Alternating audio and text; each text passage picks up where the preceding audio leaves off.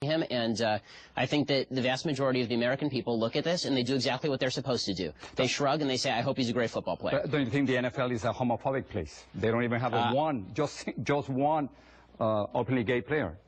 Well, how about this? How about we identify the actual individual homophobes within the NFL and then we all condemn them, as opposed to worrying about an institutional bias that nobody seems to be able to actually document. But do you think the NFL is ready for this? I think the NFL is absolutely ready for this. Clearly, Missouri was, and Missouri isn't exactly the main state college of liberal arts. I mean, Missouri is a very red area of the United States, and his teammates on the campus obviously didn't think it was a big deal. I think it'll be fine for him in the NFL, and that's why I like what Michael Sam said.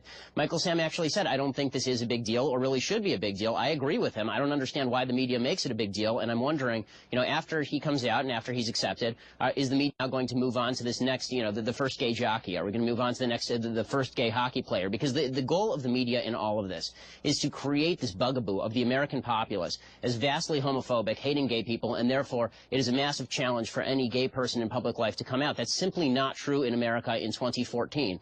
And when the media portrays it as a great act of heroism for anybody to come out, look, I'm an Orthodox Jew, okay? I wear my yarmulke here on television. That doesn't make me a hero. I don't believe America is an anti-Semitic country. I don't believe that America is an anti-gay country.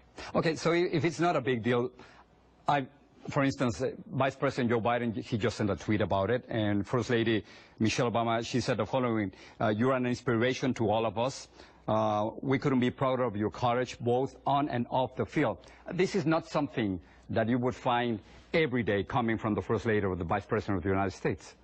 Right, it's politically motivated. The reason that the First Lady and the Vice President of the United States do this is they are implying that there is some sort of vast conspiracy to keep people like Michael Sam out of public life, and that's simply not true. Look, if you want to portray Michael Sam as Jackie Robinson here, then you actually need a Ben Chapman. You need somebody on the other side who's speaking out against Michael Sam and saying it's so terrible that Michael Sam came out of the closet, it's so terrible to have gay people in the NFL. I'm still looking for that human being. Not precisely a conspiracy, but wouldn't you say that there's a lot of discrimination in this country against gays and lesbians? I would say overall there's a vastly minute amount of discrimination in this country against gays. The FBI statistics show there are about the same number of attacks on Jews in this country as there are on homosexuals, and this is not a country that discriminates against either Jews or homosexuals. And when we do find somebody who does discriminate against homosexuals, they should be called out by every person of good-hearted intent, as they are in the United States in 2014. This is not 1952. All right, so let's listen to another voice. Former NFL coach Herman Edwards, he said the following to ESPN. Let's listen.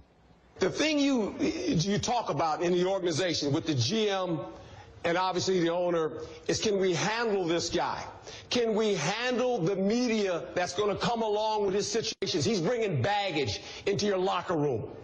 So this kind of talk is real. I mean, we're not making that up. So, well, yeah, that's exactly right. But there's a difference between saying that he's bringing media baggage in and saying that his sexual orientation is the baggage. Tim Tebow brought a lot of media baggage, too. That's probably why he's not working in the NFL right now. And it is true that because of all this commotion, because of all this hubbub, because Michael Sam chose to reveal his sexual orientation in the New York Times as opposed to going to his teams individually and talking with them, there's going to be an enormous amount of baggage brought into the locker room. But that's a different sort of baggage than the idea that just because he's gay, he's not going to get hired. So talking about baggage, what do you think is going to happen during the draft? Do you think he's not going to be chosen simply because of what he did in the last 24 hours? No, I mean, I think that probably there will be some teams that pass on him because they don't want the publicity associated with picking Michael Sam, but I think that he's going to be picked pretty close to where he was going to be picked anyway, because bottom line is, in America in 2014, thank God, this is a meritocracy, and I think that you look at football teams, and if they feel that Michael Sam can play and play well, they'll pick him. Ben, so you think this is a non-story? I'm thinking of many young students, young players, who are seeing this story today as we speak, and they're just finding the courage to come out, to say, this is who I am.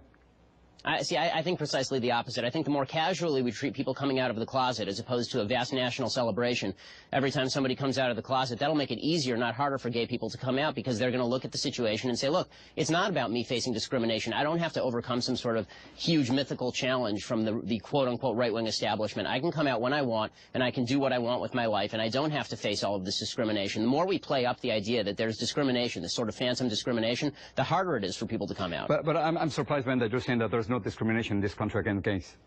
I'm saying that compared to other countries, there is a minute amount of discrimination in this country against gays. Ben, thanks so much for talking to us. Thanks so much. I really appreciate it.